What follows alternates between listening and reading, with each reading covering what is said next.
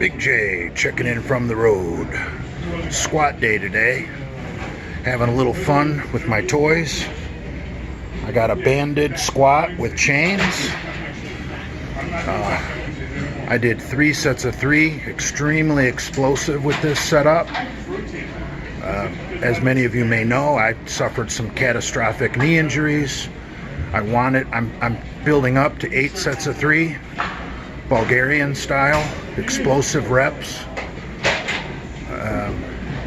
This is the setup I used, and I know a lot of you morons who think you know everything are going to say my chains are not set up properly. So after I was done training, I set up my chains on the other side the way a West Side lifter would set them up. You know those idiot power lifters who put a suit on to squat? This is how they would do it. See, if you're using a squat suit, you want more length on your leader chain, and you want your heavy chain to completely deload on the bottom. See the difference? For squatting with a squat suit, you want more leader chain, so the heavy chain completely deloads at the bottom, because you're going to rely on that squat suit to get you out of the hole. Now, for those of you guys that lift raw, you don't need a leader chain because you have nothing helping you at the bottom. So you just want, see, I still got the leader chain on here. I'm just not using it because I'm lifting raw. See, I don't need to deload everything at the bottom because I'm not using a squat suit. And this, you can use this same setup on the bench press. If you're raw, you don't need a leader chain. If you're a West Side lifter, you need a leader chain, and you want a rat's nest of your heavy chain down at the bottom so that it completely deloads at the bottom. It's not rocket science, people. It's 11th grade physics.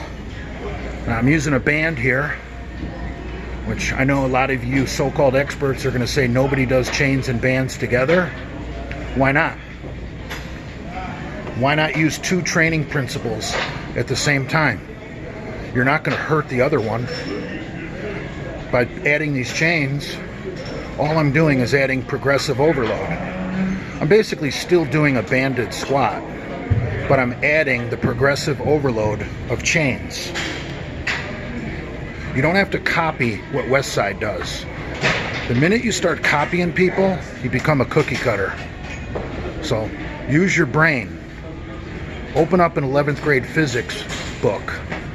Force equals mass times acceleration. Newton's second law of motion. Now, I don't know what this is. Probably around 250 with the bands and the chains. But obviously not quite 250 because, like I said, with this setup, you're not deloading all the chain. Whereas that side you are. So it really depends on how you compete. If you don't compete, I recommend this setup. If you compete raw, I suggest this setup.